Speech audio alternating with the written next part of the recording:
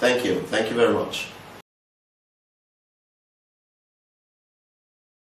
Absolutely. Rat poisons or poisons at all, whether they're rat poisons or not, are very, very potent. The fact that they can kill rats, which are small mammals, tells you that they can harm the human being as well. In fact, to be honest with you, the difference between what we call a drug and poison is only the dose. The drug you take now for headache, can become a poison if the dose becomes at the level of what can kill or what can harm. So rat poisons, especially because that is what they are used for, they are a type of pesticide, they can harm the human being as well. So Ajayi story, very, very, very believable. And it's one of the big disadvantages of having these substances lying around your house.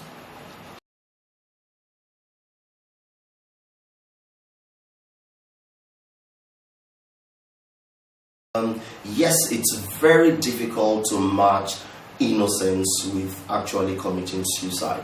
To prove your innocence, nobody wants to die showing that they are innocent. So I don't think Ajayi is any different. I don't think that young girl wanted to kill herself. What I think, and I may be wrong, but what I think is she didn't expect that the rat poison was going to kill her. And that comes down to the question of ignorance. She felt, like you felt, that rat poisons would only kill rats because they say it is rat poison. They didn't say human being poisoning. But poisons will kill anything. So I think one of Ajayi's reasoning was that rat poisons will not be sufficient to kill a human being.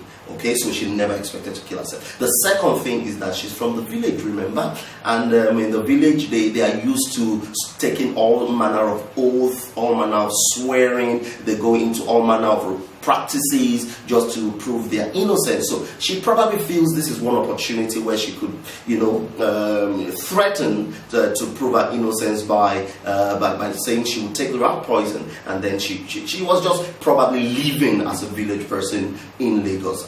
Remember, we were not able to establish that Ajayi stole the money. Okay, and indeed she may have been innocent, but again it's also curious who might have stolen the money. So we don't know, okay, but what we do know is that a young lady insisting she's innocent goes as far as to take her own life to prove that innocence. But I don't think that was what her intentions were. If she had known that she could die, chances are that she wouldn't dare take that rat poison. She might have done something else, but maybe not take rat poison. That's what I think. So if you've ever watched movies, or you may have had real examples from friends, or relating accounts to your people who want to prove the same innocence, and what do? They take a knife or a razor and then slit their own wrist, and then they begin to bleed. Those people too don't want to die. They just want to create an effect. They want to create a sensation that will then force the people who have been accusing them to do something, and then say, oh, okay, we believe you now. I think it's the same thing that Ajayi, wanted to do here. She really didn't want to die. Unfortunately, she died.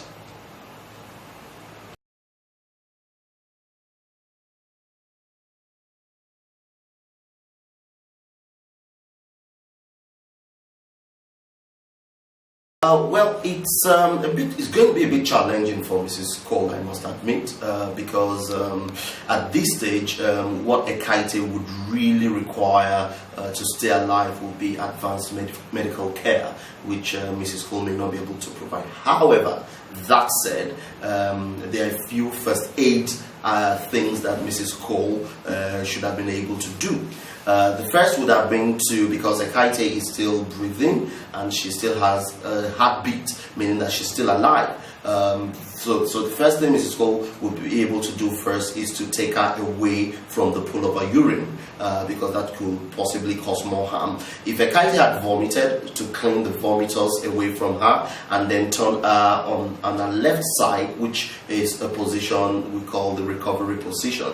And as she's doing this, she's crying for help at the same time, or herself, she's trying to make a call to the hospital for an ambulance to come immediately. okay? Because at this stage, what a kite needs is advanced medical care, which Mrs. Cole, in all honesty, may not be able to will not be able to provide by herself. But she can go ahead to do this first aid thing, place her in recovery position, take her away from from the pool of our own urine. If she had vomited, try to clean the vomiters away, and then wait for help to come. That's why it's very important. I need to say at this point, for every person, it doesn't matter where you work, who you are, to at least have some training in first aid.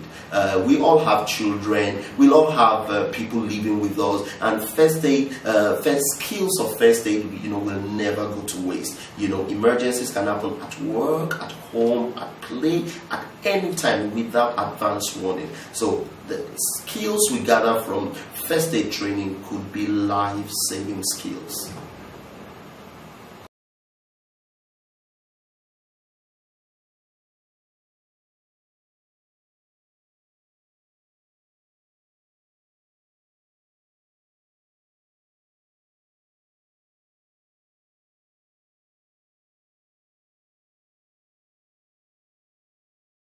Right, every year the International Labour Organization has set a day apart, which you rightly said, 20th of April, and to observe, which is called the World Day for Safety and Health at Work. And then they set this day apart to observe health and safety issues for the majority of people who are at work. It's very easy for us to think of work and think of the banks and think of the plants and think of the manufacturing sector, but the workplace is a very diverse space. And in this case, in a Kaite's case, that is our workplace, like you said, okay? And these chemicals are abundant even in our homes. And the theme for this year's World Day for Safety and Health at Work is safety with chemicals, okay, or using chemicals safely. One advice I can give to our mothers, to our fathers, to our aunties and brothers who keep chemicals at home is, first and foremost, all chemicals will carry the label "keep out of reach of children." But not only do we want to just keep them out of reach of children, we should read. We've got the responsibility to read the material safety data sheet that comes with each chemical. Every supplier of chemical is required by law, international law, to supply their product with a material safety data sheet. What's a material safety data sheet? It's just a piece of information that contains more details about the chemical, okay? First aid measures that need to be taken. If we spill this chemical, how do we clean the spill in a way that is safe? Where do we store this chemical?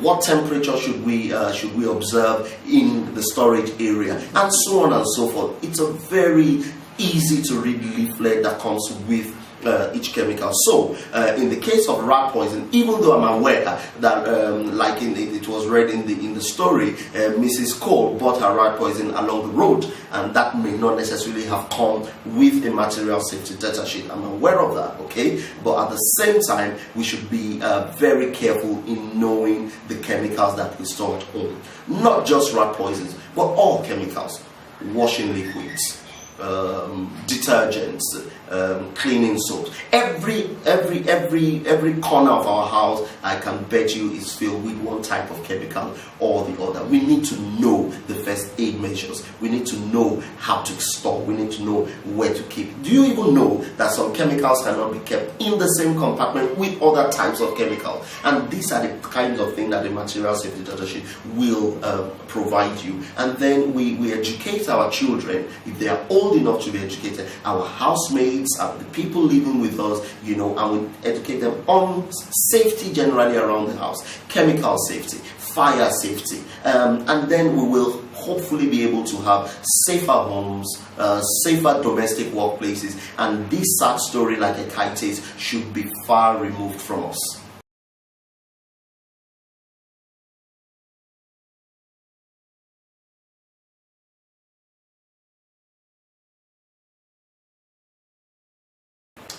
Well, that has to be Luther Vandross's Dance with My Father. Back when I was a child,